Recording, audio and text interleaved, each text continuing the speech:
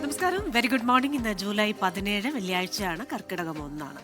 നിരവധി വാർത്തകളുള്ള ഒരു ദിവസമാണ്. ഇറാനിൽ വീണ്ടും അമേരിക്കൻ ആക്രമണം, തുടർച്ചയായ 6ാം ദിവസമാണ് ആക്രമണം. ഒപ്പം തന്നെ വൈദ്യുതി പ്രതിസന്ധി അതൊരു വലിയ പ്രശ്നമായി നിൽക്കുന്നുണ്ട്. ഇതടക്കമുള്ള നിരവധി വാർത്തകളുള്ള ഒരു ദിവസം കൂടിയാണ്.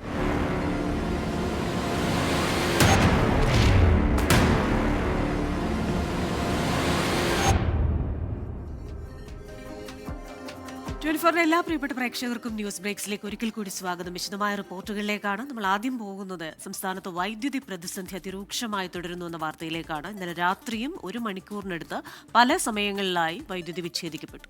പവർ എക്സ്ചേഞ്ച് വഴി വൈദ്യുതി ആവശ്യത്തിന് കിട്ടാതെ വന്നതോടെയാണ് പീക്ക് ടൈമിലുള്ള നിയന്ത്രണം. വൈദ്യുതി നിയന്ത്രണം ഇനിയും തുടരുമെന്നാണ് നിലവിലെ വിലയിരുത്തൽ. തിരുവനന്തപുരത്ത് നിന്ന് അജ്മൽ ദിറാർ ചേരുന്നുണ്ട്. Ajmal, good morning. വലിയ പ്രതിസന്ധി വൈദ്യുതിയുമായി ബന്ധപ്പെട്ട് നിലനിൽക്കുന്നു. രാത്രിയിൽ പല സമയങ്ങളിലായി വൈദ്യുതി വിച്ഛേദിക്കപ്പെടുന്നുണ്ട്. നിലവിൽ എന്താണ് സാഹചര്യം? ഈ പ്രതിസന്ധി പരിഹരിക്കാനുള്ള എന്തെങ്കിലും നടപടികൾ സ്വീകരിച്ചിട്ടുണ്ടോ സർക്കാർ? അമൽ, ക്രിസ്റ്റീന, ഗുഡ് മോർണിംഗ്. ഈ പറഞ്ഞതുപോലെ സംസ്ഥാനത്ത് വൈദ്യുതി പ്രതിസന്ധി അതിരൂക്ഷമായി തുടരുന്നുണ്ട്. ഇന്നലെയും പീക്ക് സമയത്ത് 3-4 പ്രാവശ്യം പലപ്പോഴായി വൈദ്യുതി ബന്ധം വിച്ഛേദിക്കുകയും പവർ കട്ടിലേക്ക് പോവുകയും ചെയ്യുന്നത് നമ്മൾ കണ്ടിട്ടുണ്ടായിരുന്നു. കേരളത്തിന്റെ പല പ്രദേശങ്ങളിൽ പല എണ്ണത്തിലാണെന്ന് മാത്രമേ അതിൽ വ്യത്യാസമുള്ളൂ. 7 മണിക്കും 10 മണിക്കും ഇടയിൽ നിരവധി തവണയാണ് അത്തരത്തിൽ പവർ കട്ട് ഉണ്ടായിരുന്നത്. ഇതിൽ സംസ്ഥാന സർക്കാരിന്റെ ഭാഗത്തു നിന്നും വൈദ്യുതി വകുപ്പിന്റെ ഭാഗത്തു നിന്നും പറയുന്ന കാരണം എൽനിനോ പ്രതിഭാസത്തെ തുടർന്നുണ്ടായ മഴയുടെ ലഭ്യതക്കുറവും താപനിലയുടെ ഉയർന്ന അളവിൽ തുടരുന്നതും അതോടൊപ്പം തന്നെ പവർ എക്സ്ചേഞ്ചുകളിൽ നിന്നും വൈദ്യുതി ലഭ്യതയുടെ കുറവുമൊക്കെയാണ് കാരണങ്ങളായി ചൂണ്ടിക്കാട്ടുന്നത്. അതിൽ പ്രത്യേകിച്ച് രാജ്യത്തെമ്പാടും മഴയുടെ അളവ് കുറവാണ്. അതുകൊണ്ട് നമുക്ക് പവർ എക്സ്ചേഞ്ചിൽ നിന്നിലേക്ക് ലഭിക്കുന്ന വൈദ്യുതിയുടെ അളവ് വളരെ കുറവാണ്.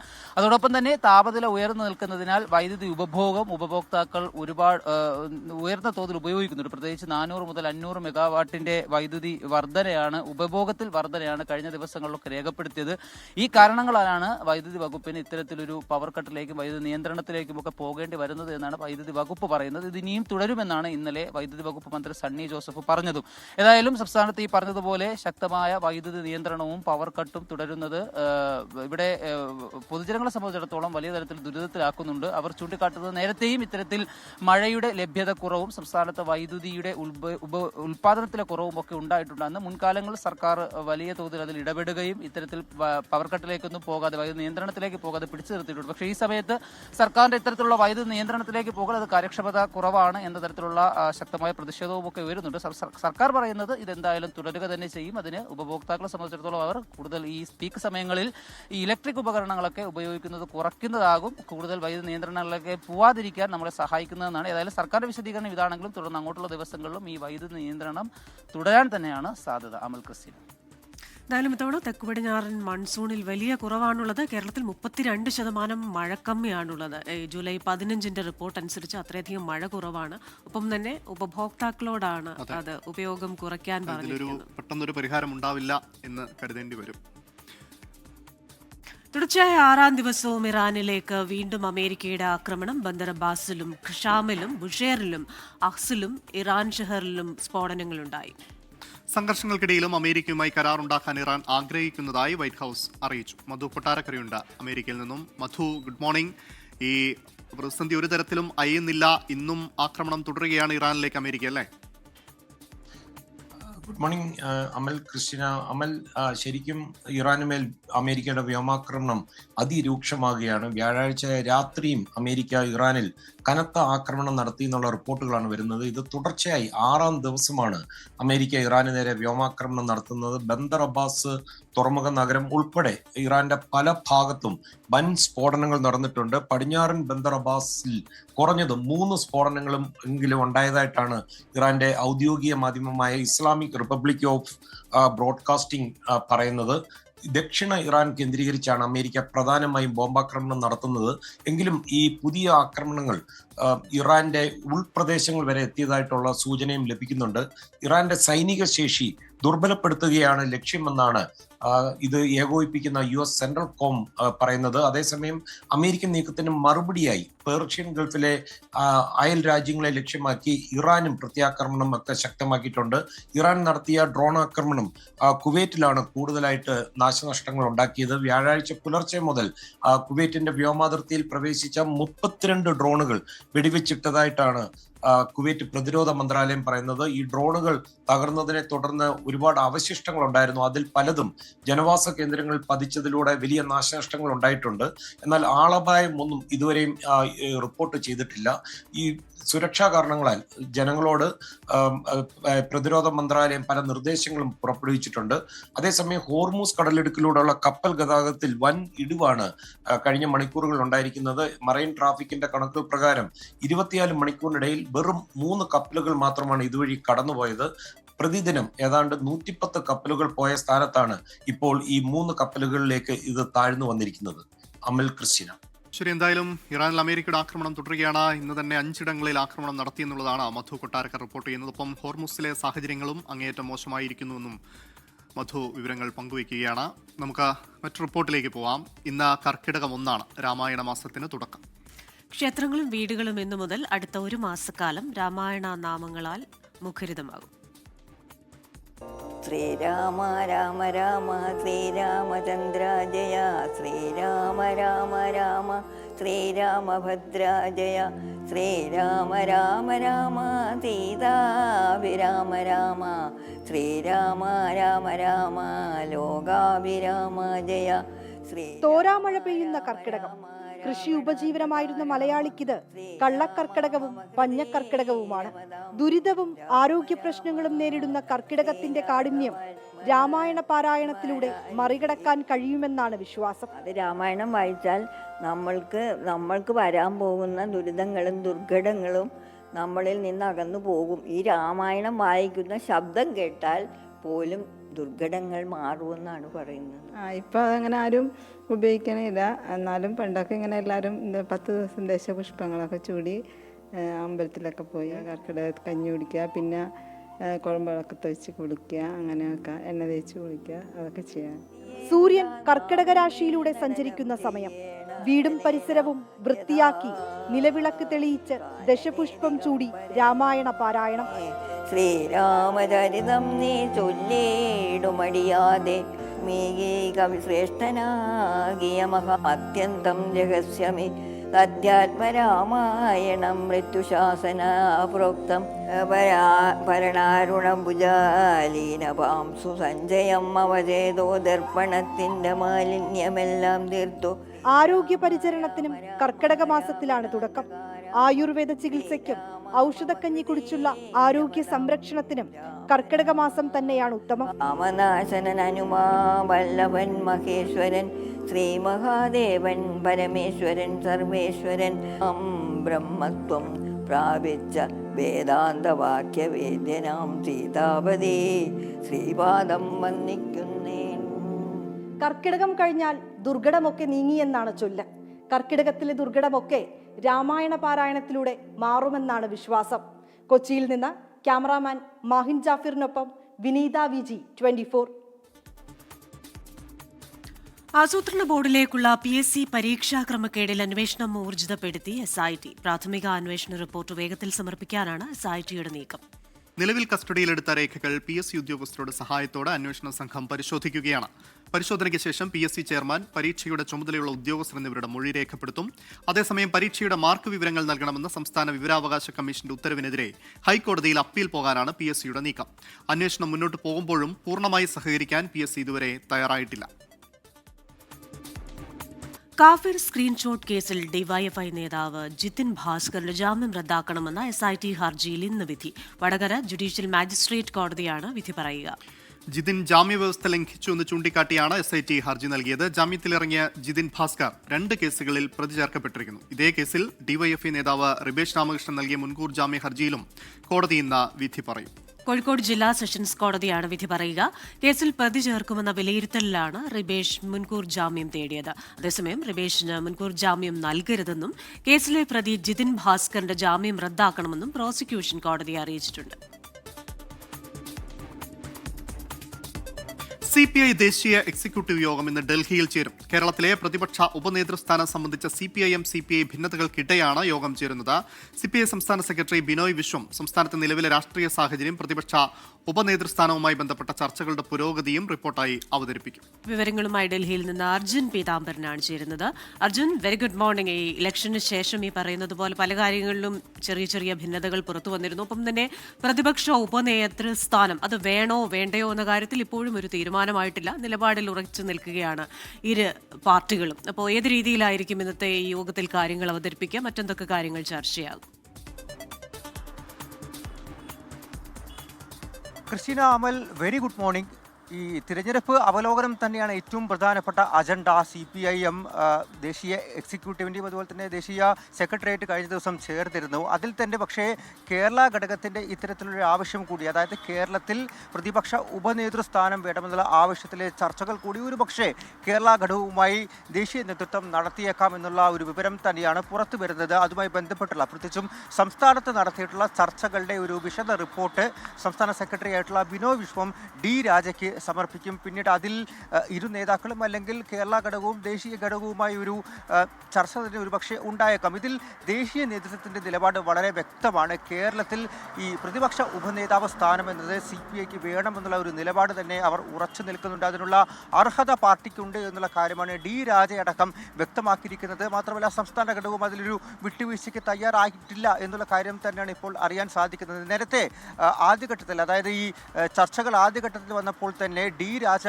MABB ചർച്ച വളരെയധികം പ്രസക്തമുള്ളതായിരുന്നു. സമാനമായി തന്നെ ഒരു ചർച്ചയ്ക്ക് ഇന്നോ അടുത്ത ദിവസങ്ങളോ ഡൽഹി വേദിയാകാം എന്നുള്ളൊരു സാധ്യത തന്നെയാണ് ഏറ്റവും പ്രധാനമായിട്ടും കാണുന്നത്.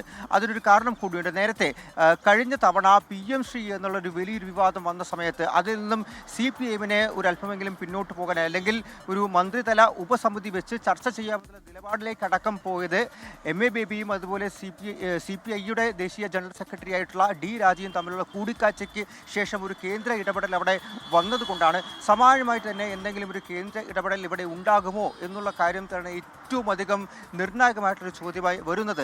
അങ്ങനെയാണെങ്കിൽ ഇന്നോ അടുത്ത ദിവസങ്ങളിലോ അങ്ങനെ ഒരു കൂടിക്കാഴ്ചയ്ക്ക് കൂടി, അതൊരു സൗഹൃദ കൂടിക്കാഴ്ചയായിരിക്കാം, എന്നിൽ പോലും അതിനുള്ള സാധ്യത തള്ളിക്കളയാൻ സാധിക്കില്ല എന്നുള്ള കാര്യം തന്നെയാണ്. അതിനപ്പുറത്തേക്ക് പൊതുവിലുള്ള രാഷ്ട്രീയ സാഹചര്യം, കേരളത്തിലെയും അതുപോലെ തന്നെ രാജ്യത്താകമാനം ഇപ്പോഴുള്ള പൊതുവിലെ രാഷ്ട്രീയ സാഹചര്യം, ഒപ്പം തന്നെ കഴിഞ്ഞ 5 നിയമസഭാ തെരഞ്ഞെടുപ്പുകളുടെയും വിശദമായിട്ടുള്ള അവലോകനം, ചർച്ച, അതെല്ലാം തന്നെയായിരിക്കും ഇന്നത്തെ ഈ ഒരു യോഗത്തിൽ നടക്കാൻ പോകുന്നത്. പ്രത്യേകിച്ചും വലിയ തിരിച്ചടി കേരളത്തിൽ സംഭവിച്ചിരിക്കുന്നു. അതിൽ തന്നെ CPIയുടെ CPIക്ക് ആകെ കൂടെ 8 സീറ്റ് മാത്രം ലഭിക്കുന്നൊരവസ്ഥ, സമീപകാലത്തെ ഏറ്റവും വലിയ തിരിച്ചടി, അതെല്ലാം തന്നെ വലിയ രീതിയിൽ ചർച്ചയാകും. മറ്റ് സംസ്ഥാനത്തെയും അവസ്ഥ ചർച്ചയാകും. ഒപ്പം തന്നെ തിങ്കളാഴ്ച പാർലമെൻറ്റ് വർഷകാല സമ്മേളനം ആരംഭിക്കാൻ പോകുന്നു. അതിന് പാർട്ടി എടുക്കേണ്ട നിലപാട് ഏത് തരത്തിലായിരിക്കും, ഏത് തരത്തിലുള്ള പിന്തുണയാണ് പുതിയ രാഷ്ട്രീയ സാഹചര്യത്തിൽ പ്രതിപക്ഷത്തിന് നൽകേണ്ടത് തുടങ്ങിയിട്ടുള്ള ഒരുപാട് ഘടകങ്ങൾ ചർച്ചയാകുമെന്നുള്ള കാര്യം തന്നെയാണ്. അതിൽ പക്ഷേ കേരളവുമായി ബന്ധപ്പെട്ട് ഈ പ്രതിപക്ഷ ഉപനേതൃസ്ഥാനം എന്ന് പറയുന്നത് വളരെ നിർണായകമായിട്ടുള്ള ഒരു കാര്യമായി മാറുന്നു എന്നുള്ളത് കൂടിയാണ് ഇപ്പോഴത്തെ ഇന്നത്തെ യോഗത്തിൽ ഏറ്റവും പ്രധാനമായിട്ടും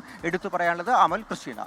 ശരി, എന്തായാലും പ്രതിപക്ഷ നേതൃപദവിയിൽ ഇപ്പോഴും CPI പിടിമുറുക്കിയിരിക്കുന്ന സാഹചര്യത്തിൽ അത് ഇന്നത്തെ ദേശീയ എക്സിക്യൂട്ടീവ് യോഗം CPIക്ക് മാത്രമല്ല കേരളത്തിലെ ഇടതുമുന്നണിക്കും ഏറെ പ്രധാനപ്പെട്ടതാണ്. മറ്റൊരു വാർത്തയിലേക്ക്. കശുവണ്ടി വികസന കോർപ്പറേഷൻ അഴിമതിയുമായി ബന്ധപ്പെട്ട കോടതി അലക്ഷ്യ കേസ് ഹൈക്കോടതി ഇന്ന് വീണ്ടും പരിഗണിക്കും. വകുപ്പ് സെക്രട്ടറി K ബിജുവിന്റെ മാപ്പപേക്ഷ സ്വീകരിക്കണോ വേണ്ടയോ എന്നതിൽ തീരുമാനമുണ്ടായേക്കും. ജസ്റ്റിസ് A ബദറുദ്ദീന്റെ ബെഞ്ചാണ് കേസ് പരിഗണിക്കുന്നത്. വിഷ്ണു സുരേഷ് കൊച്ചിയിൽ നിന്ന് ചേരുകയാണ് വിവരങ്ങളുമായി. Vishnu, very good morning. ഇന്ന് കോടതി ഈ കേസ് എപ്പോൾ പരിഗണിക്കും? എന്തൊക്കെ കാര്യങ്ങളിൽ നിന്നൊരു ധാരണയാകും? Christina, good morning. കഴിഞ്ഞ ദിവസങ്ങളിലൊക്കെ ഈ കേസ് പരിഗണിക്കുന്ന ഘട്ടത്തിൽ K ബിജുവിനെതിരെ അതിരൂക്ഷ വിമർശനം ജസ്റ്റിസ് A ബദറുദ്ദീന്റെ ഭാഗത്തുനിന്ന് വന്നിരുന്നു. അതിന് പ്രധാനപ്പെട്ട കാര്യം ഈ R ചന്ദ്രശേഖരൻ പ്രതിയായ കശുവണ്ടി അഴിമതി കേസിൽ ആദ്യ പ്രോസിക്യൂഷൻ അനുമതി ഉത്തരവ് സംസ്ഥാന സർക്കാർ പുറത്തിറക്കിയിരുന്നു. K ബിജുവാണ് അതിൽ ഒപ്പിട്ടിരിക്കുന്നത്. ആ ഉത്തരവ് അങ്ങേയറ്റം ഗുരുതര പിഴവുകളുണ്ട് എന്ന് ചൂണ്ടിക്കാണിച്ചായിരുന്നു ആ വിമർശനം. ആദ്യ ഉത്തരവിന് പിന്നാലെ ആദ്യ മാപ്പപേക്ഷ കോടതി ലക്ഷ്യ കേസെടുക്കുന്നു. ബിജു മാപ്പപേക്ഷ നൽകി. ആ മാപ്പപേക്ഷ കോടതി സ്വീകരിച്ചില്ല. കഴിഞ്ഞ ദിവസം വീണ്ടും മാപ്പപേക്ഷ നൽകി. അത് സ്വീകരിക്കുന്ന കാര്യത്തിൽ ഇപ്പോഴും ഒരു തീരുമാനമെടുത്തിട്ടില്ല. ഇന്നൊരു പക്ഷേ അതിലൊരു തീരുമാനമുണ്ടാകും. മാപ്പപേക്ഷ അംഗീകരിക്കുകയാണെങ്കിൽ പോലും കോടതിയലക്ഷ്യ നടപടിയിൽ നിന്ന് പിന്നോട്ടില്ല എന്നൊരു തീരുമാനത്തിലാണ് കോടതി ഉള്ളത്. കാരണം ഉദ്യോഗസ്ഥരുടെ ഭാഗത്തുനിന്നുണ്ടായ വീഴ്ചയിൽ കോടതിക്ക് കടുത്ത അതൃപ്തിയുണ്ട്. എന്ത് തോന്നിവാസവും എഴുതിവിടാം എന്നാണ് നിങ്ങൾ ഉദ്ദേശിക്കുന്നതെങ്കിൽ അത് നടക്കില്ല. നിങ്ങൾ 1000 തെറ്റായ ഉത്തരവുകൾ ഇറക്കിയാൽ ആ ഉത്തരവുകളെല്ലാം ഹൈക്കോടതി റദ്ദാക്കും തുടങ്ങിയ അതിരൂക്ഷ വിമർശനങ്ങൾ കോടതിയുടെ ഭാഗത്ത് കഴിഞ്ഞ ദിവസങ്ങളിലൊക്കെ ഉണ്ടായി. ഇന്നിപ്പോൾ അതിൻ്റെ ഒരു തുടർച്ചയാണ് നമ്മൾ കരുതുന്നത്. ഒപ്പം തന്നെ ഇതിലൊരു അന്വേഷണം വേണം. ആദ്യ ഉത്തരവിലെ പിഴവ് അത് മനഃപൂർവ്വം വരുത്തിയതാണ്, അതിലൊരു അന്വേഷണം വേണമെന്നാവശ്യപ്പെട്ട് ഈ പരാതിക്കാരനായ കടകംപള്ളി മനോജ് ഹൈക്കോടതിയിൽ ഒരു ഉപഹർജി നൽകിയിട്ടുണ്ട്. ഒരു പക്ഷേ അതിൽ കോടതി എന്തെങ്കിലും തീരുമാനമെടുക്കുക എന്നുള്ളതും ഏറെ ശ്രദ്ധേയമായിരിക്കും. രാവിലെ രണ്ടാമത്തെ ഐറ്റമായാണ് ജസ്റ്റിസ് എ ബദറുദ്ദീന്റെ ബെഞ്ച് ഈ കേസ് പരിഗണിക്കുന്നത്. ക്രിസ്റ്റീന. ശരി, വിഷ്ണു സുരേഷാണ് കൊച്ചിയിൽ നിന്ന് വാർത്തയുടെ വിവരങ്ങളുമായി ചേർന്നത്. പാർലമെന്റിന്റെ വർഷകാല സമ്മേളനത്തിൽ FCRA നിയമ ഭേദഗതി ബില്ല് കൊണ്ടുവരാൻ കേന്ദ്രം കഴിഞ്ഞ സമ്മേളന കാലയളവിൽ ബില്ല് കൊണ്ടുവന്നെങ്കിലും കേരള നിയമസഭ തെരഞ്ഞെടുപ്പ് അടക്കം കണക്കിലെടുത്ത് മാറ്റിവെക്കുകയായിരുന്നു. അടുത്ത തിങ്കളാഴ്ചയാണ് പാർലമെന്റിന്റെ വർഷകാല സമ്മേളനം ആരംഭിക്കുന്നത്. അർജുൻ പീതാംബരൻ ഡൽഹിയിൽ നിന്ന് ചേരുന്നു. അർജുൻ, കഴിഞ്ഞ ബഡ്ജറ്റ് സമ്മേളനത്തിൽ ഈ FCRA നിയമ ഭേദഗതി ബിൽ പാർലമെന്റിൽ കൊണ്ടുവന്നതാണ്. അന്ന് നമ്മൾ വലിയ പ്രതിഷേധങ്ങൾ കേരളത്തിലടക്കം കണ്ടു. കേരളത്തിലെ തെരഞ്ഞെടുപ്പൊക്കെ കണക്കിലെടുത്ത അന്നത് മാറ്റിവെക്കുകയായിരുന്നു. ഇപ്പോൾ വീണ്ടും ബില്ല് പാർലമെന്റിലേക്ക് വരുമ്പോൾ എന്തെങ്കിലും മാറ്റങ്ങളുണ്ടോ, അതെയോ അതേ ബില്ല് തന്നെ വീണ്ടും അവതരിപ്പിക്കുകയാണോ?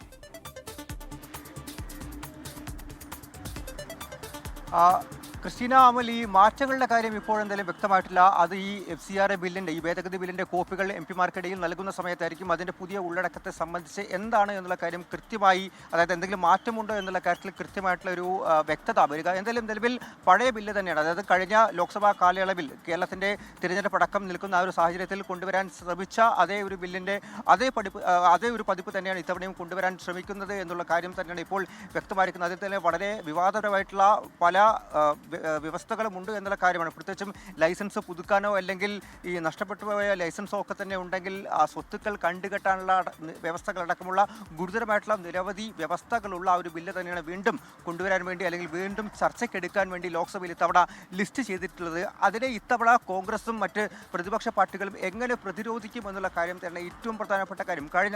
കഴിഞ്ഞ ദിവസം ഈ FCRA ബില്ല് അത് കൊണ്ടുവരുന്നത് പരിഗണിക്കരുത് എന്നുള്ള കാര്യം അല്ലെങ്കിൽ അത് പിൻവലിക്കണമെന്നുള്ള കാര്യം വ്യക്തമാക്കാനായി CBCയുടെ പ്രതിനിധികൾ അമിത്ഷായുമായി ഒരു കൂടിക്കാഴ്ച നടത്തിയിരുന്നു. അതിൽ അമിത്ഷാ നൽകിയിട്ടുള്ളൊരു മറുപടി എന്ന് പറയുന്നത് ഈ 2010 കാലഘട്ടത്തിൽ കോൺഗ്രസിൻ്റെ UPA സർക്കാരിൻ്റെ ഭരണകാലത്താണ് ഈ ഭേദഗതി ബില്ല് കൊണ്ടുവന്നത്. അത് UPA സർക്കാരായിരുന്നു കൊണ്ടുവരാൻ ശ്രമിച്ചത് എന്നുള്ള കാര്യമാണ്.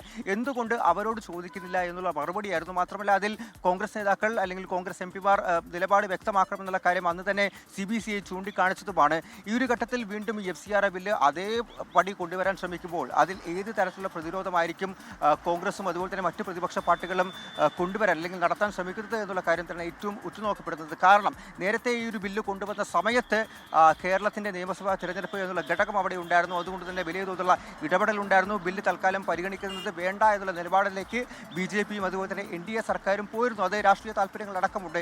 ഇവിടെ അത്തരത്തിലൊരു തടസ്സം അവർക്ക് മുന്നിലില്ല. അതുകൊണ്ട് തന്നെ ഏത് വിധേനയും ഇത് ചർച്ചയ്ക്കെടുത്ത് പാസ്സാക്കുക എന്നുള്ള ഒരു രീതി തന്നെയായിരിക്കും NDA അവലംബിക്കാൻ പോകുന്നത്. അതിൻ്റെ ഭാഗമായിട്ടാണ് നേരത്തെ ഈ FCRA ചട്ട ഭേദഗതിയിൽ ചില പുതിയ വ്യവസ്ഥകൾ കൂടി അവർ എഴുതി ചേർത്തത്. എന്തായാലും വലിയ തോതിലുള്ള ചർച്ചകൾക്കാണ് അല്ലെങ്കിൽ വലിയ തോതിലുള്ള പ്രതിഷേധങ്ങൾക്കാണ് ഇത്തവണ തിങ്കളാഴ്ച ആരംഭിക്കുന്ന പാർലമെന്റ് കടക്കാൻ പോകുന്നത് എന്നുള്ള കാര്യം വളരെ വ്യക്തമായിട്ട് തന്നെ പറയാൻ സാധിക്കും. അതിന് പുറമെ ഈ FCRA ബില്ലിന് പുറമെ 6 ബില്ലുകൾ കൂടി പരിഗണിക്കാനും പാസ്സാക്കാനുമായി ലിസ്റ്റ് ചെയ്തിട്ടുണ്ട് എന്നുള്ള കാര്യം തന്നെയാണ് ഇപ്പോൾ എടുത്തു പറയാനുള്ളത്. അതിൽ തന്നെ ദേശീയ ബഹുമതികളെ അപമാനിക്കുന്നത് തടയാനുള്ള ബില്ല്, അതുപോലെ വികസിത് ഭാരത് ശിക്ഷ അധിഷ്ഠാൻ ബില്ല്, അതുപോലെ ജനനഭരണ രജിസ്ട്രേഷൻ ഭേദഗതി ബില്ല് തുടങ്ങിയിട്ടുള്ള 6 ബില്ലുകൾ. അതിൽ കേരളം കഴിഞ്ഞ ദിവസം ഈ കേന്ദ്ര സർക്കാർ ലോക്സഭയിൽ അവതരിപ്പിക്കാനുള്ള വികസിത് ഭാരത് ശിക്ഷ അധിഷ്ഠാൻ ബില്ലിനെ എതിർത്തുകൊണ്ട് പ്രത്യേകിച്ചും ഉന്നത വിദ്യാഭ്യാസ മന്ത്രി റോജി ജോൺ MP-മാർക്ക് കത്തയച്ചിരുന്നു. ഈ ബില്ലിനെ ശക്തമായി തന്നെ പാർലമെന്റിൽ എതിർക്കണമെന്ന കാര്യം. പ്രത്യേകിച്ചും ഈ വിദ്യാഭ്യാസ മേഖല അല്ലെങ്കിൽ സർവകലാശാലയുടെ സ്വയംഭരണം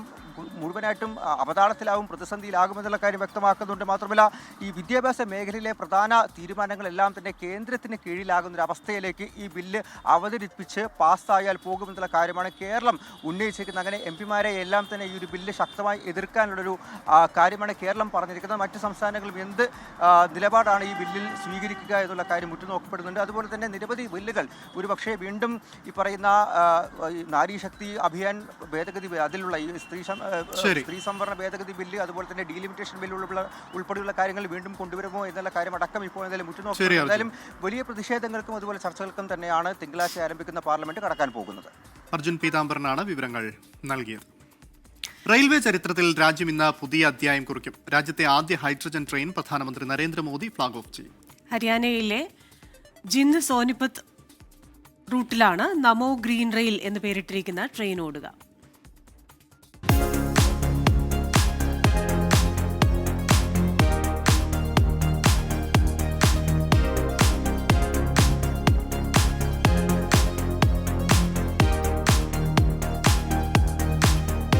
കൽക്കരിയിൽ തുടങ്ങി ഡീസലിലൂടെയും വൈദ്യുതീകരണത്തിലൂടെയും വളർന്ന ഇന്ത്യൻ റെയിൽവേ ഇതാ മറ്റൊരു നാഴികക്കല്ല് പിന്നിടുന്നു. ശബ്ദമില്ലാതെ, പുകയില്ലാതെ ഹൈഡ്രജൻ തീവണ്ടികൾ ഇനി കുതിച്ചുപായും. കാർബൺ പുറന്തള്ളൽ പൂർണ്ണമായും ഒഴിവാക്കുന്ന ഹൈഡ്രജൻ ട്രെയിനുകൾ ഇന്ത്യയുടെ ഹരിതഭാവിയിലേക്കുള്ള വലിയൊരു ചുവടുവയ്പ്പാണ്.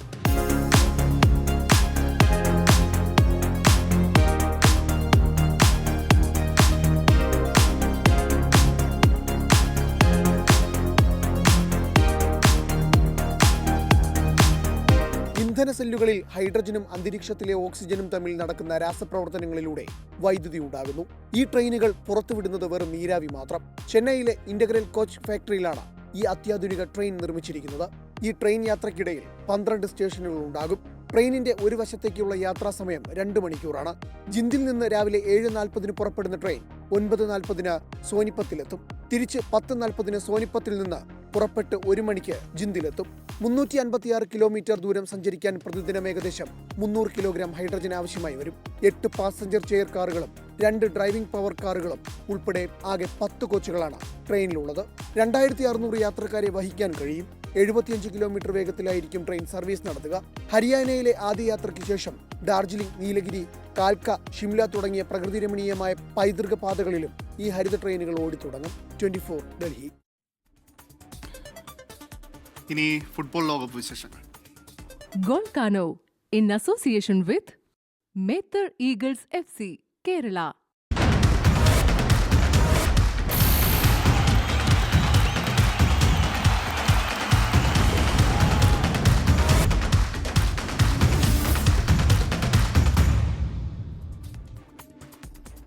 അങ്ങനെ ഫിഫ ലോകകപ്പിലെ പുതിയ ചാമ്പ്യന്മാരെ അറിയാൻ ഇനി 2 നാളുകൾ കൂടി മാത്രമാണ്. ഞായറാഴ്ചയാണ് Argentina Spain final. France England losers final നാളെ നടക്കും.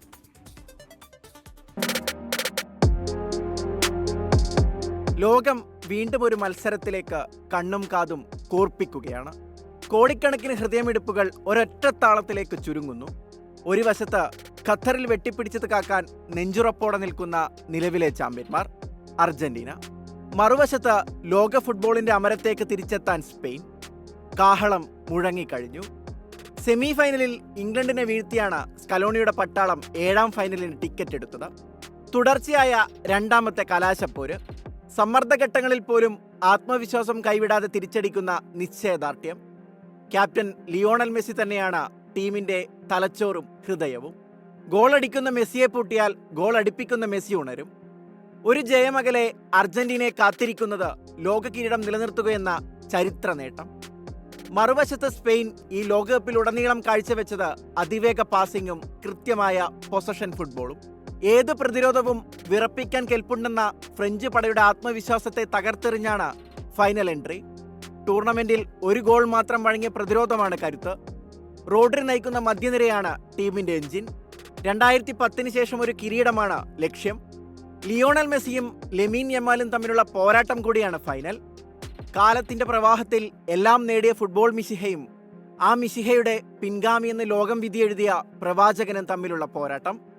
കാത്തിരിക്കുക 2 നാളുകൾക്കപ്പുറമുള്ള വിധിയെഴുത്തിനായി. World cup desk 24. കൂടുതൽ വാർത്തകളിലേക്കാണ്. മുസ്ലിം ലീഗ് മന്ത്രിമാരുടെ യോഗം ഇന്ന് പാണക്കാട് നടക്കും. മന്ത്രിമാർക്കെതിരെ പാർട്ടിയിൽ ഉയർന്ന വിമർശനങ്ങളുടെയും അതൃപ്തിയുടെയും പശ്ചാത്തലത്തിലാണ് യോഗം. അനീഷ് ദേവസ്യ കോഴിക്കോട് നിന്ന് ചേരുന്നു. Aneesh, good morning. Personal staff നിയമനത്തിലടക്കം മന്ത്രിമാർക്കെതിരെ ലീഗിനുള്ളിൽ നിന്ന് വലിയ വിമർശനങ്ങൾ ഉയർന്നിരുന്നു. അത്തരമൊരു സാഹചര്യത്തിലാണ് ഇന്നത്തെ യോഗമെന്ന് മനസ്സിലാക്കുന്നു. എന്തൊക്കെയാണ് വിവരങ്ങൾ?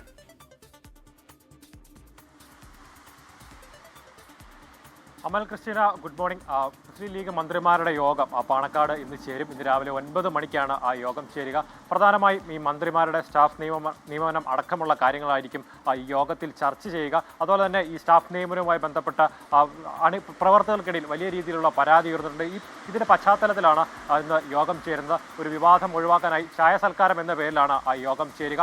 ഈ പ്രധാനമായും ഈ പാർട്ടി പ്രവർത്തകർ പറയുന്നത് ഈ ഇലക്ഷന് ശേഷം ഈ മന്ത്രിമാർ ഈ പാർട്ടി പ്രവർത്തകരെ അവഗണിക്കുന്നു, പാർട്ടിയെ അവഗണിക്കുന്നു സംസാരിക്കുന്നു തുടങ്ങിയ കാര്യങ്ങളാണ് അവർ പറയുന്നത്. പ്രധാനമായും ഈ PM ശ്രീ അതുപോലുള്ള വിഷയങ്ങളിൽ മന്ത്രിമാർ വ്യത്യസ്തമായ അഭിപ്രായങ്ങൾ പറയുന്നു. ഈ പാർട്ടിയുമായി ഒരു കൂടിയാലോചനകൾ ഇല്ലാതെ മാധ്യമങ്ങളോട് സംസാരിക്കുന്നു തുടങ്ങിയ പരാതികളാണ് ഈ നേതൃത്വത്തെ അണികൾ അറിയിച്ചിരിക്കുന്നത്. ഏറ്റവും പ്രധാന കാര്യം ഈ മന്ത്രിമാരുടെ സ്റ്റാഫ് നിയമനവുമായി ബന്ധപ്പെട്ട കാര്യങ്ങളാണ്. അതായത് പാർട്ടിയുടെ ഒരു പട്ടിക അവർ വെട്ടി എന്നാണ് ഈ പ്രവർത്തകർ പറയുന്നത്. അതിലാണ് പ്രവർത്തകർക്ക് ഏറ്റവും കൂടുതൽ അമർഷമുള്ളത്. ഈ കാര്യങ്ങൾ ചർച്ച ചെയ്യാനാണ് പാണക്കാട് ഇന്ന് യോഗം ചേരുക. കൂടാതെ ഇതുവരെയുള്ള കാലങ്ങളിൽ മന്ത്രിമാരുടെ പ്രവർത്തനവും ഈ യോഗത്തിൽ ചർച്ച ചെയ്യും. ഈ പ്രധാനമായും കുഞ്ഞാലിക്കുട്ടി ഒഴികെ മറ്റു 4 മന്ത്രിമാരും പുതുമുഖങ്ങളാണ്. അതിൻ്റെതായ ഒരു പരിചയക്കുറവാണ് ഇത്തരത്തിൽ ഇങ്ങനെ സംഭവിക്കാൻ കാരണമെന്നാണ് നിലവിലുള്ള ഒരു വിലയിരുത്തൽ. ഏതായാലും ഇന്ന് രാവിലെ 9 മണിക്ക് പാണക്കാട് യോഗം ചേരും. സാദിഖ് അലി തികാബിയുടെ നേതൃത്വത്തിൽ PMA സലാമിന്റെ നേതൃത്വത്തിലാണ് ഈ യോഗം ചേരുക. ഈ യോഗത്തിൽ മന്ത്രിമാരുടെ നിലവിലുള്ള പ്രവർത്തനങ്ങളും അതുപോലെ തന്നെ ഈ പാർട്ടി പ്രവർത്തകർ പരാതി ഉന്നയിച്ചിരുന്ന കാര്യങ്ങളും ചർച്ചയാകും. അമൽ, ക്രിസ്റ്റീന. ശരി, അനീഷ് ദേവസിയാണ് കോഴിക്കോട് നിന്ന് വിവരങ്ങൾ നൽകിയത്. അയോധ്യ രാമക്ഷേത്രത്തിലെ സംഭാവന കൊള്ളയിലെ അന്തിമ റിപ്പോർട്ട് SIT ഉത്തർപ്രദേശ് സർക്കാരിന് ഉടൻ സമർപ്പിക്കും. ക്ഷേത്ര ട്രസ്റ്റ് ഭാരവാഹികളുടെ ഭാഗത്തു നിന്നുണ്ടായ വലിയ വീഴ്ചകളും അശ്രദ്ധയുമാണ് ക്രമക്കേടിന് വഴിയൊരുക്കിയെന്നാണ് സൂചന.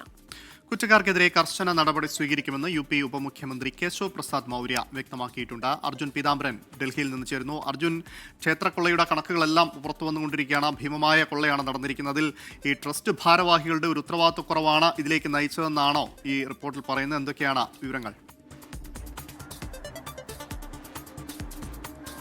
ക്രിസ്റ്റീന, അമൽ, ഈ റിപ്പോർട്ട് സമർപ്പിക്കുന്ന സമയത്തായിരിക്കും അയോധ്യ സംഭാവന കൊള്ളയുടെ വ്യാപ്തി എത്രത്തോളമാണ് എന്നുള്ള കാര്യം പുറത്തു വരിക എന്നുള്ള കാര്യം ഇതിനോടകം തന്നെ വളരെ വ്യക്തമാണ്. 3 കാര്യങ്ങളാണ് ഈ കൊള്ളയിലേക്ക് നയിച്ചതായി ഇപ്പോൾ എന്തായാലും SITയുടെ കണ്ടെത്തലായി പുറത്തു വന്നിരിക്കുന്നത്. ഒന്ന്, പുറത്തുനിന്നുള്ള ആളുകളെ സംഭാവന എണ്ണാൻ വേണ്ടി നിയോഗിച്ചത്. രണ്ടാമത്തേത് ഈ സുരക്ഷാ മാനദണ്ഡങ്ങളിൽ ഉണ്ടായിട്ടുള്ള ചില പുതിയ കാര്യങ്ങൾ, അതായത് പുതിയ പരിഷ്കാരങ്ങൾ കൊണ്ടുവന്നിരുന്നു. അതിന് പിന്നാലെ ബാങ്കിങ് നടപടികളിലും ഉണ്ടായിട്ടുള്ള ചില പരിഷ്കാരങ്ങൾ. ഈ 3 കാര്യങ്ങളാണ് വലിയ തോതിലുള്ള കൊള്ളയിലേക്ക് വഴിവെച്ചത് എന്നുള്ളൊരു കാര്യമാണ് SITയുടെ അന്വേഷണത്തിൽ കണ്ടെത്തിയിരിക്കുന്നത്. അതിനപ്പുറത്തേക്ക് ക്ഷേത്രം ഭാരവാഹികളുടെ ഭാഗത്തു നിന്നും വലിയ വീഴ്ചകളുണ്ടായി. അതും ഈ കൊള്ളയിലേക്ക് കടന്നു എന്നുള്ള കണ്ടെത്തൽ SITയുടെ ഭാഗത്തു നിന്നും ഉണ്ടായിട്ടുണ്ട്. അതുകൊണ്ട് തന്നെ ക്ഷേത്രം ഭാരവാഹികളുടെ ഭാഗത്തു നിന്നും എന്തൊക്കെ വീഴ്ചയുണ്ടായി എന്നുള്ള കാര്യം ചൂണ്ടിക്കാട്ടിക്കൊണ്ട് അവർക്കെതിരെയും ഒരുപക്ഷെ പരാമർശം ഈ റിപ്പോർട്ടിൽ ഉണ്ടാകും എന്നുള്ള കാര്യം തന്നെയാണ് ഇതിനോടകം മനസ്സിലാക്കാൻ സാധിക്കുന്നത്. നേരത്തെ ഈ SIT റിപ്പോർട്ട് സമർപ്പിക്കാനുള്ള സമയം അവസാനിച്ചിരുന്നു. എന്നാൽ കുറച്ചുകൂടി സമയം വേണമെന്നുള്ള കാര്യം അവർ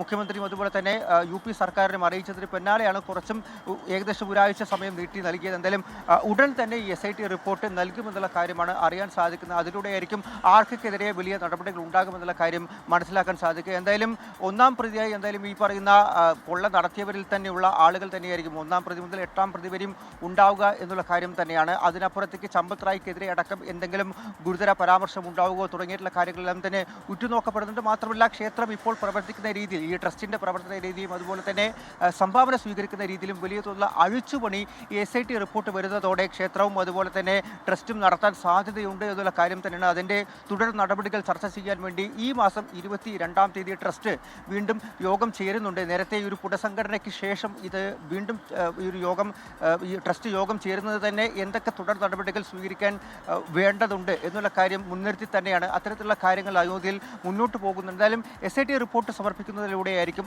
ആർക്കൊക്കെ എന്തൊക്കെ പങ്ക് എന്നുള്ള കാര്യത്തിൽ, പ്രത്യേകിച്ചും അവിനാഷ് ശുക്ലയായിരിക്കും 1-ാം പ്രതിയായി വരിക എന്നുള്ള കാര്യമാണ് നിലവിൽ അറിയാൻ സാധിക്കുന്നത്. അതിനപ്പുറത്തേക്ക് നേരിട്ട് ഈ ഒരു കൊള്ളയിൽ ഇടപെട്ടവർ, പങ്കുള്ളവർ, അതിനപ്പുറത്തേക്ക് അതിൽ ഗൂഢാലോചനയുടെ പങ്ക് എത്രത്തോളം വലുതായിരുന്നു, മാത്രമല്ല ഈ ഭാരവാഹികളുടെ പങ്ക് തുടങ്ങിയിട്ടുള്ള കാര്യങ്ങളെല്ലാം റിപ്പോർട്ടിൽ പരാമർശമുണ്ടാവും. ആർക്കെതിരെ ഈ പറയുന്ന നേരിട്ട് പങ്കെടുത്തിട്ടുള്ള 8 പേർക്ക് പുറമെ ആർക്കൊക്കെ കൂടി ആ ഒരു നടപടി വരുമെന്നുള്ള കാര്യം തന്നെയാണ് ഏറ്റവും അധികം ഇപ്പോൾ ഉറ്റുനോക്കപ്പെടുന്നത്. ശരി, അർജുൻ പീതാംബരനാണ് ഡൽഹിയിൽ നിന്ന് വിവരങ്ങൾ നൽകിയത്. രാജ്യത്ത് പരീക്ഷാ ക്രമക്കേടുകളിൽ പ്രതിപക്ഷ നേതാവ് രാഹുൽ ഗാന്ധി ഇന്ന് വിദ്യാർത്ഥികളുമായി സംവദിക്കും. ഛാത്രോം കി ഗൂഞ്ച് ക്യാമ്പയിനിന്റെ ഭാഗമായി ഡെറാഡൂണിലെ ബന്നു സ്കൂൾ ഗ്രൗണ്ടിലാണ് പരിപാടി.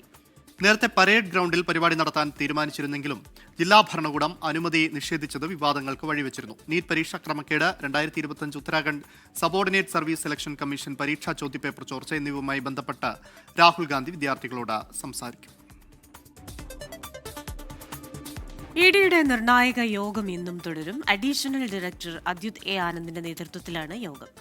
പബ്ലിക് പ്രോസിക്യൂട്ടറും യോഗത്തിൽ പങ്കെടുക്കുന്നുണ്ട്. ഇഡി അന്വേഷിക്കുന്ന പ്രധാനപ്പെട്ട കേസുകൾ കേന്ദ്രീകരിച്ചാണ് യോഗം. മാസപ്പടി കേസ് ഉൾപ്പെടെയുള്ള വിഷയങ്ങൾ ചർച്ചയാകും. നിലവിലെ കേസുകളുടെ അന്വേഷണ പുരോഗതിയും വിലയിരുത്തും.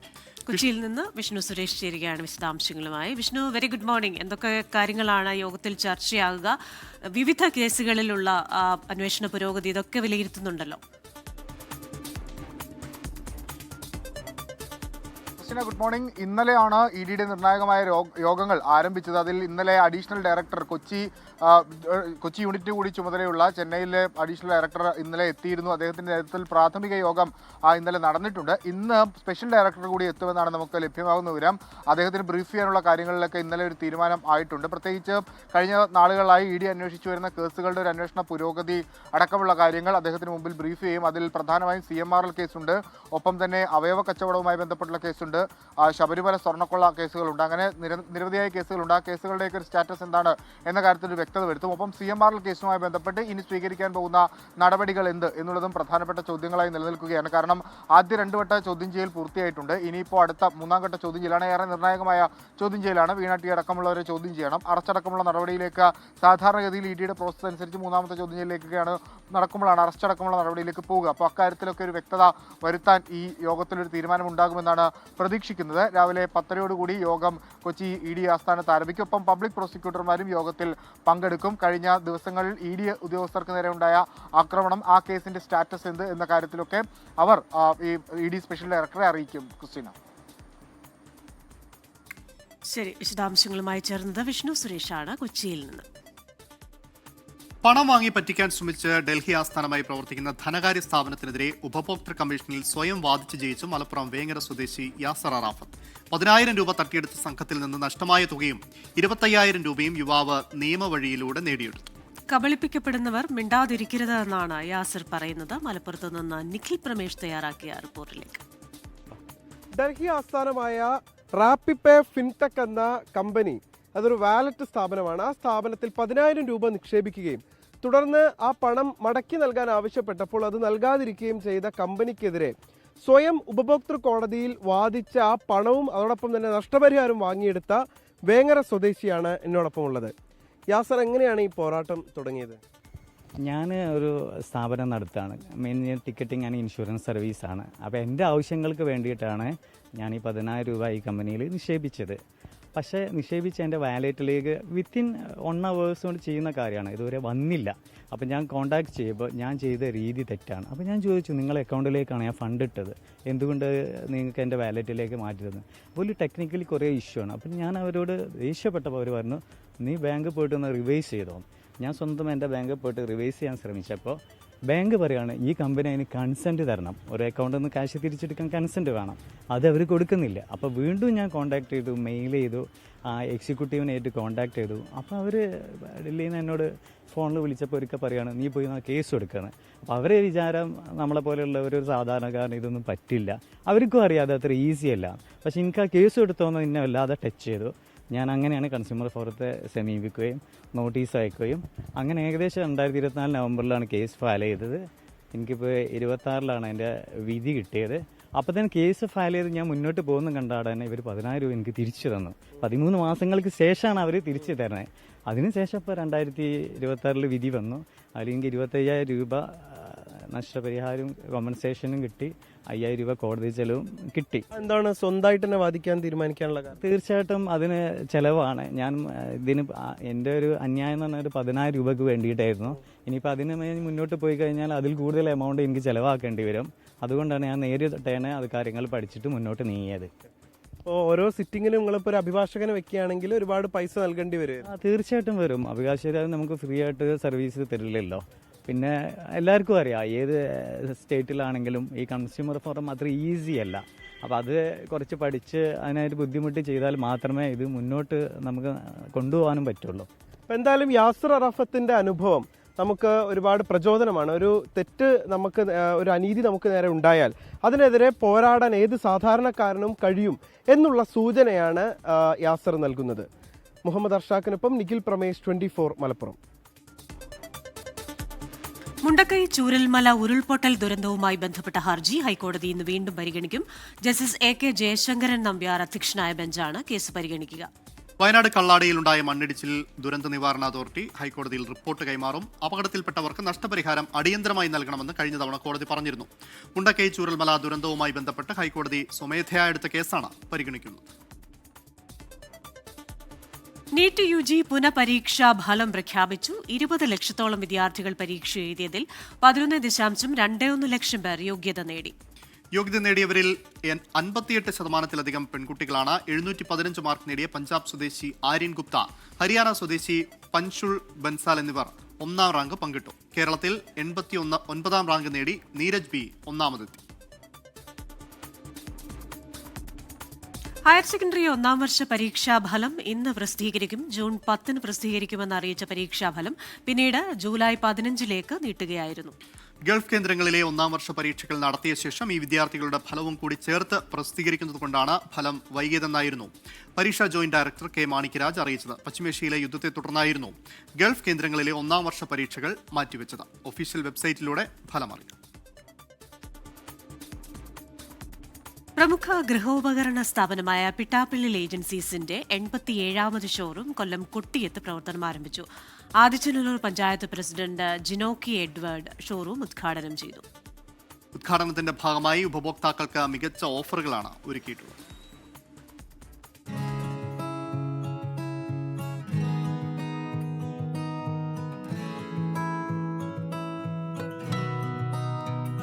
കൊല്ലംകാർക്കും ഇനി പിട്ടാപ്പിള്ളിൽ ഏജൻസീസിന്റെ വക ഓഫർ കാലം. 37 വർഷത്തെ പാരമ്പര്യം കൈമുതലായുള്ള പിട്ടാപ്പിള്ളിൽ ഏജൻസീസിന്റെ 87ാമത് ഷോറൂമാണ് കൊല്ലം കൊട്ടിയത്ത് പ്രവർത്തനം ആരംഭിച്ചത്. ഉദ്ഘാടനത്തിന്റെ ഭാഗമായി ഉപഭോക്താക്കൾക്കായി പ്രത്യേക വിലക്കിഴിവുകൾ, സമ്മാന പദ്ധതികൾ, എക്സ്ചേഞ്ച് ആനുകൂല്യങ്ങൾ എന്നിവ ഒരുക്കിയിട്ടുണ്ട്. നല്ല മത്സരമുണ്ട്, കസ്റ്റമേഴ്സിന് ഇതിനേക്കാൾ വില പ്രത്യേകിക്കുന്ന സ്ഥലങ്ങളുണ്ടെന്നൊക്കെ പറയും. പക്ഷേ ശരാശരി വില എല്ലായിടത്തേക്കാളും ഏതാണ്ട് 5 മുതൽ 10% വരെ കുറവാണ് പിട്ടാപ്പിളിൽ നിന്ന് എല്ലാ സർവേയിലുണ്ട്. Adichanallur panchayat president Jinoki Edward showroom ഉദ്ഘാടനം ചെയ്തു. നമ്മുടെ ഈ കടയുടെ ഈ ഷോറൂമിന്റെ എല്ലാവിധ ആശംസകളും നേർന്നുകൊണ്ട് ഇത് ഔപചാരികമായി ഉദ്ഘാടനം ചെയ്തതായിട്ട് പ്രഖ്യാപിച്ചു. ഫുട്ബോൾ ലോകകപ്പ് പ്രചാരണത്തിന്റെ ഭാഗമായി അവതരിപ്പിച്ച കാൽപന്തും കലക്കൻ ഓഫറും പദ്ധതിയിൽ LED ടിവികൾക്ക് 12,000 രൂപ വരെ എക്സ്ചേഞ്ച് ആനുകൂല്യം. തിരഞ്ഞെടുത്ത ടിവികൾക്കൊപ്പം പ്രത്യേക നിരക്കിൽ സൗണ്ട് ബാർ, ഫിനാൻസ് സൗകര്യത്തിലൂടെ ടെലിവിഷൻ വാങ്ങുന്നവർക്ക് ഉറപ്പായ സമ്മാനങ്ങളും നൽകും. സാറ്റർഡേ സർപ്രൈസ് സെയിൽ പദ്ധതിയുടെ ഭാഗമായി എല്ലാ ശനിയാഴ്ചകളിലും പ്രത്യേക ഓഫറുകൾ ലഭ്യമാണ്. ലേറ്റ് നൈറ്റ് ഷോപ്പിംഗ് സൗകര്യവും പിട്ടാപ്പിള്ളിൽ ഏജൻസീസ് ഉപഭോക്താക്കൾക്കായി ഒരുക്കിയിട്ടുണ്ട്. ഉദ്ഘാടന ചടങ്ങിൽ പിട്ടാപ്പിള്ളിൽ agencies managing director Peter Paul, CEO Kiran Varghese, ഡയറക്ടർമാരായ doctor Peter Paul, Ajo Thomas, doctor Adeena Peter തുടങ്ങിയവർ പങ്കെടുത്തു. 24 കൊല്ലം. സമൂഹ മാധ്യമങ്ങളിൽ വൈറലായിരിക്കുകയാണ് കോഴിക്കോട് മാവൂർ ഫയർ സ്റ്റേഷനിലെ ഗ്രേറ്റ് ഫയർമാൻ ജയേഷിന്റെ വീഡിയോ. മാവൂർ ഫയർ സ്റ്റേഷന്റെ പരിധിയിലുള്ള ചാത്തമംഗലം ചൂലൂർ സങ്കേതം വയലിലെ വെള്ളക്കെട്ടിൽ ഇറങ്ങാനെത്തിയ കുട്ടികളുമായി സംവദിക്കുന്ന വീഡിയോ ആണ് വൈറലായത്.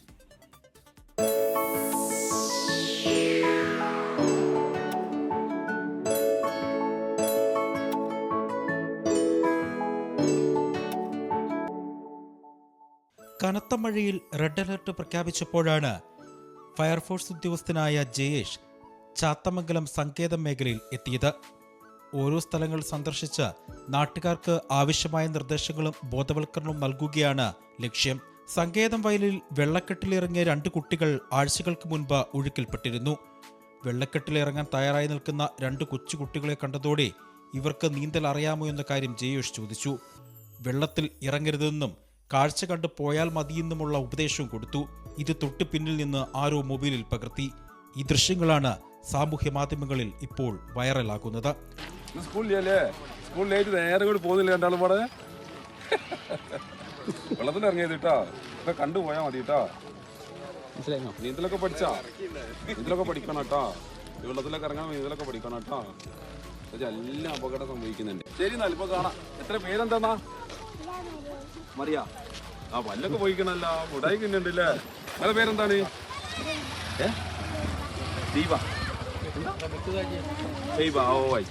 ഒറ്റ ദിവസം കൊണ്ട് മില്യൺ കണക്കിന് വ്യൂസാണ് ജയേഷ് കുട്ടികളുമായി സംവദിക്കുന്ന വീഡിയോയ്ക്ക് ലഭിച്ചത്. പിന്നീട് മറ്റ് പലരും വീഡിയോ സോഷ്യൽ മീഡിയ പ്ലാറ്റ്ഫോമുകളിൽ പ്രചരിപ്പിച്ചു. സംഭവം വൈറലായതോടെ നിരവധി പേരാണ് അഭിനന്ദനങ്ങളുമായി മാവൂർ ഫയർ സ്റ്റേഷനിൽ എത്തുന്നത്. അവിടെ ഒരുപാട് കുട്ടികൾ വെള്ളത്തിൽ കളിക്കുന്നുണ്ട്. അന്ന് ഒരു റെഡ് അലേർട്ട് ആയിരുന്നു. അന്ന് കുട്ടികൾക്കൊക്കെ സ്കൂളില്ലായിരുന്നു. അപ്പോൾ അവർക്കും അവരെ രക്ഷിതാക്കളൊക്കെ ഉണ്ട്. ചെറിയ കുട്ടികളാണ്, രക്ഷിതാക്കളൊക്കെ വന്നിട്ടാണ് ആണ് കുട്ടികൾ നീന്തൽ പഠിപ്പിക്കലും ഒക്കെ അവിടെ നടക്കുന്നുണ്ട്. അപ്പോൾ ചെറിയ 2 കുട്ടികളെ കണ്ടപ്പോൾ ഞാൻ കുട്ടികളോട് ഈ കാര്യങ്ങൾ പറഞ്ഞു. അവരെ രക്ഷിതാക്കളോട് ഈ അപകടങ്ങളെ കുറിച്ച് ഒന്ന് പറഞ്ഞു. അതിപ്പോൾ ആരോ എടുത്തവര് യൂട്യൂബിലിട്ടു, അത് വൈറലായി. വെള്ളത്തിൽ ഇറങ്ങിയത് കേട്ടാ, ഇപ്പൊ കണ്ടുപോയാൽ മതി കേട്ടാ. 24 കോഴിക്കോട്. അന്താരാഷ്ട്ര ബോഡി ബിൽഡിംഗ് ചാമ്പ്യൻ ചിത്രേഷ് നടേശനും ലോക പുരുഷ സൗന്ദര്യ മത്സരത്തിൽ വെള്ളി മെഡൽ നേടിയ ഷിനു ചൊവ്വയ്ക്കും ആംഡ് പോലീസ് ഇൻസ്പെക്ടർമാരായി നേരിട്ട് നിയമനം നൽകിയ നടപടി ചോദ്യം ചെയ്തുള്ള ഹർജി ഹൈക്കോടതി ഇന്ന് വീണ്ടും പരിഗണിക്കും. ഇരുവരുടെയും നിയമനത്തിൽ വിജിലൻസ് അന്വേഷണം നടത്തണമെന്നാവശ്യപ്പെട്ടാണ് അഡ്വക്കേറ്റ് KM ഷാജഹാൻ ഹർജി നൽകിയത്. വിജിലൻസ് അന്വേഷണം ആവശ്യപ്പെട്ടുള്ള നിവേദനത്തിൽ 2 ആഴ്ചയ്ക്കുള്ളിൽ തീരുമാനമെടുക്കാൻ ഹൈക്കോടതി നിർദ്ദേശം നൽകിയിരുന്നു. ജസ്റ്റിസ് A ബദറുദ്ദീന്റെ ബെഞ്ചാണ് ഹർജി പരിഗണിക്കുക. ഉഷ്ണതരംഗത്തിൽ വലയുകയാണ് യൂറോപ്പ്. ഫ്രാൻസിലെ വൈദ്യുതി ഉപഭോഗത്തിൽ വൻ വർധനവാണ് ഉണ്ടായിരിക്കുന്നത്. കഴിഞ്ഞ 9 വർഷത്തിനിടയിലെ ഏറ്റവും ഉയർന്ന വൈദ്യുതി ഉപഭോഗമാണ് ഫ്രാൻസിൽ. രാജ്യത്തെ ശരാശരി വൈദ്യുതി ആവശ്യകത 2022 ഊർജ്ജ പ്രതിസന്ധിക്ക് ശേഷമുള്ള ഏറ്റവും ഉയർന്ന നിരക്കിലാണുള്ളത്. കടുത്ത ചൂടിനെ പ്രതിരോധിക്കാൻ എയർ കണ്ടീഷണറുകളുടെയും കൂളിംഗ് സംവിധാനങ്ങളുടെയും ഉപയോഗം വർദ്ധിച്ചതാണ് ഇതിന് കാരണം. കഴിഞ്ഞ 3 വർഷമായി രാജ്യം പുലർത്തിപ്പോന്ന ഊർജ്ജ സംരക്ഷണ ശീലങ്ങളെ അട്ടിമറിച്ചാണ് വർധനവ്. 1947 ശേഷമുള്ള ഏറ്റവും ചൂടുകൂടിയ പകലും ചരിത്രത്തിലെ ഏറ്റവും ചൂടേറിയ രാത്രിയുമാണ് ഫ്രാൻസിൽ രേഖപ്പെടുത്തിയത്. ചിലയിടങ്ങളിൽ താപനില 43 ഡിഗ്രി സെൽഷ്യസിനും മുകളിലായി. ജൂൺ മാസത്തിൽ പ്രതിദിന വൈദ്യുതി ഉപയോഗം മണിക്കൂറിൽ 1048 ജിഗാവാട്ടിൽ നിന്ന് 1255 ജിഗാവാട്ടായി ഉയർന്നു. ഉഷ്ണതരംഗത്തെ നേരിടാൻ സർക്കാർ ആശുപത്രികളിൽ 30,000 എയർ കണ്ടീഷണറുകൾ സ്ഥാപിക്കുന്നതിനായി ഫ്രഞ്ച് സർക്കാർ 100 ദശലക്ഷം യൂറോ അനുവദിച്ചു. ആണവ നിലയങ്ങളിലെ റിയാക്ടറുകൾ തണുപ്പിക്കാൻ ഉപയോഗിക്കുന്ന നദികളിലെ വെള്ളത്തിന് ചൂട് കൂടിയതിനാൽ പല പ്ലാന്റുകളുടെയും പ്രവർത്തനം നിർത്തിവച്ചു. ഇത് ഫ്രാൻസിന്റെ ആണവ ഊർജ്ജ ഉൽപ്പാദനത്തെ ബാധിച്ചു.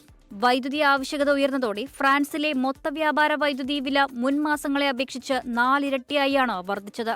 ഫ്രാൻസിന് പുറമെ ജർമ്മനി, സ്വിറ്റ്സർലാൻഡ് തുടങ്ങിയ യൂറോപ്യൻ രാജ്യങ്ങളിലും സമാനമായ രീതിയിൽ വൈദ്യുതി ഉപയോഗത്തിലും വിലയിലും വലിയ വർധനവ് രേഖപ്പെടുത്തിയിട്ടുണ്ട്. News desk 24.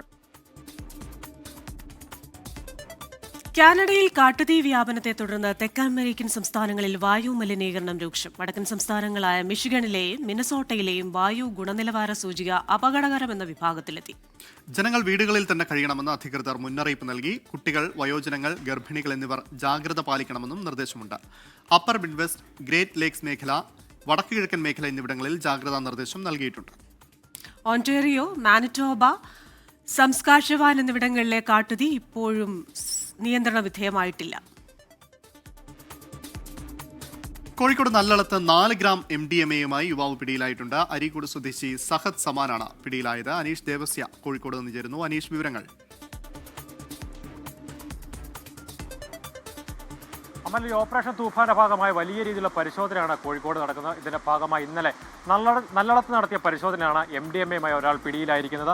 അരീക്കോട് സ്വദേശി സഹദ് സമാനാണ് പിടിയിലായിരിക്കുന്നത്. ഇദ്ദേഹത്തിന്റെ പക്കൽ നിന്നും 4 ഗ്രാം MDMA പോലീസ് കണ്ടെടുത്തിട്ടുണ്ട്. ഒരു രഹസ്യ വിവരത്തിന്റെ അടിസ്ഥാനത്തിൽ ഈ സിറ്റി ഡാൻസ് സംഘവും നല്ലളം പോലീസും ഇന്നലെ രാത്രി ഇദ്ദേഹത്തിന്റെ വീട്ടിൽ നടത്തിയ പരിശോധനയിലാണ് ഇദ്ദേഹത്തിന്റെ പോക്കറ്റിൽ നിന്നും 4 ഗ്രാം MDMA കണ്ടെത്തിയിരിക്കുന്നത്. കുറച്ച് നാളായി ഈ സിറ്റി ഡാൻസ് സംഘവും പോലീസും ഇദ്ദേഹത്തെ നിരീക്ഷിച്ച് വരികയായിരുന്നു. ഏതാനും മാസം, അതായത് 8 മാസങ്ങൾക്ക് മുമ്പ് ഇയാൾ MDMA-യുമായി പിടിയിലായിരുന്നു. തുടർന്ന് ജയിലിൽ 8 മാസത്തോളം ശിക്ഷ അനുഭവിച്ചു വരുന്നു. ഇപ്പോൾ ജാമ്യത്തിൽ ഇറങ്ങിയപ്പോഴാണ് ഇപ്പോൾ വീണ്ടും MDMA-യുമായി പിടികൂടിയിരിക്കുന്നത്. ഏതായാലും പ്രതി ഇന്ന് കോടതിയിൽ ഹാജരാക്കി റിമാൻഡ് ചെയ്യും. അമൽ, അനീഷ് ദേവസ്യാണ് കോഴിക്കോട് നിന്ന് വിവരങ്ങളുമായി ചേർന്നത്. ചരിത്ര കുതിപ്പിനൊരുങ്ങി രാജ്യത്തെ ആദ്യത്തെ സ്വകാര്യ ഓർബിറ്റൽ റോക്കറ്റ് വിക്രം 1 ഹൈദരാബാദ് ആസ്ഥാനമായുള്ള സ്കൈറൂട്ട് എയ്റോസ്പേസ് സ്റ്റാർട്ടപ്പ് കമ്പനി നിർമ്മിച്ച റോക്കറ്റ് നാളെ ശ്രീഹരിക്കോട്ടയിലെ സതീഷ് ധവാൻ ബഹിരാകാശ കേന്ദ്രത്തിൽ നിന്ന് കുതിച്ചുയരുക. മിഷൻ ആഗമൻ എന്നാണ് ദൗത്യത്തിന് പേരിട്ടിരിക്കുന്നത്.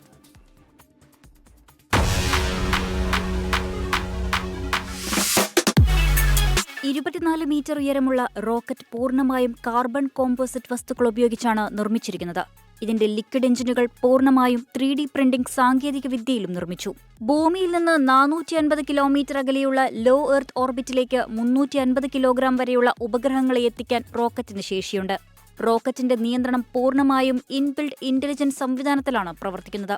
റോക്കറ്റിന്റെ സാങ്കേതിക വിദ്യയും എഞ്ചിൻ കരുത്തും യഥാർത്ഥ ബഹിരാകാശ സാഹചര്യങ്ങളിൽ പരീക്ഷിച്ച് വിജയിക്കുക എന്നതാണ് കന്നി വിക്ഷേപണത്തിന്റെ പ്രധാന ലക്ഷ്യം. പരീക്ഷണ പറക്കലാണെങ്കിലും ചില പ്രധാന പേലോഡുകളും ഈ റോക്കറ്റ് ബഹിരാകാശത്ത് എത്തിക്കുന്നുണ്ട്.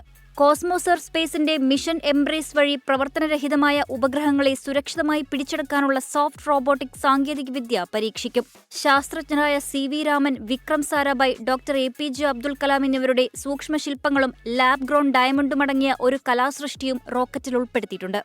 2022 നവംബറിൽ വിക്രം എസ് എന്ന സബ് ഓർബിറ്റൽ റോക്കറ്റ് സ്കൈറൂട്ട് വിജയകരമായി പരീക്ഷിച്ചിരുന്നു. നാളെ ഈ വിക്ഷേപണം വിജയിച്ചാൽ ഇന്ത്യയിലെ സ്വകാര്യ ബഹിരാകാശ മേഖലയ്ക്ക് വലിയൊരു മുന്നേറ്റമുണ്ടാകും. News desk 24. കേരളത്തിന്റെ മലയോര മണ്ണിൽ ഇനി തായ്ലൻഡിന്റെയും ഇന്തോനേഷ്യയുടെയും മധുരം നുണയാം. കൈകൊണ്ട് തൊലി പൊളിക്കാൻ കഴിയുന്ന അപൂർവ ഇനം ചക്ക നങ്കടാക്ക് സ്വന്തം വീട്ടുമുറ്റത്ത് വിളയിച്ചെടുത്ത് വിസ്മയമാവുകയാണ് കോഴിക്കോട് കാരശ്ശേരി സ്വദേശി അബ്ദു പൊയിൽ. ഒരൊറ്റ മാവിൽ 80ഓളം ഇനം മാങ്ങകൾ ഒട്ടിച്ചു ചേർത്ത് വിജയഗാഥ രചിച്ച ചരിത്രവും പറയാനുണ്ട് അബ്ദു പൊയിലിന്.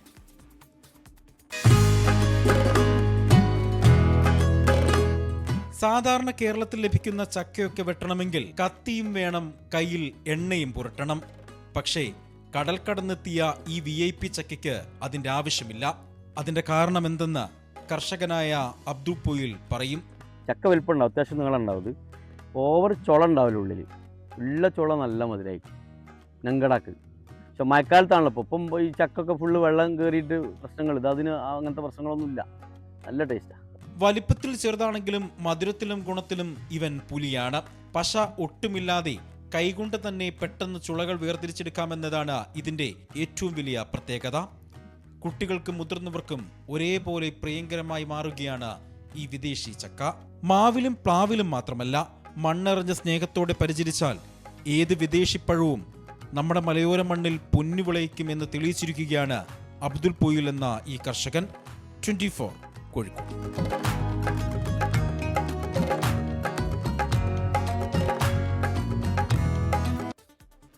ഡിജിറ്റൽ വിപ്ലവവും ആർട്ടിഫിഷ്യൽ ഇന്റലിജൻസ് സാങ്കേതികവിദ്യയും കുടിവെള്ളം മുട്ടിക്കുമെന്ന പഠനങ്ങൾ. സെർവറുകൾ തണുപ്പിക്കാൻ കോടിക്കണക്കിന് ലിറ്റർ ഭൂഗർഭജലം വറ്റിച്ചെടുക്കുമ്പോൾ ഇന്ത്യൻ നഗരങ്ങൾ നേരിടുന്നത് കടുത്ത ജലക്ഷാമമെന്നാണ് റിപ്പോർട്ട്. രാജ്യം വലിയ സാങ്കേതിക മുന്നേറ്റത്തിന് തയ്യാറെടുക്കുമ്പോൾ ആർട്ടിഫിഷ്യൽ ഇന്റലിജൻസ് സാങ്കേതികവിദ്യ ഇന്ത്യയെ കടുത്ത ജലക്ഷാമത്തിലേക്ക് തള്ളിവിടുന്നതായി ഞെട്ടിക്കുന്ന റിപ്പോർട്ടുകൾ.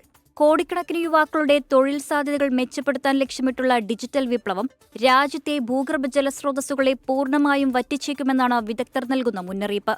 ഈ സാങ്കേതികവിദ്യയും ഇന്റർനെറ്റ് സംവിധാനങ്ങളും സുഗമമായി പ്രവർത്തിക്കാൻ വൻതോതിലുള്ള ഡാറ്റാ സെന്ററുകൾ അനിവാര്യമാണ്.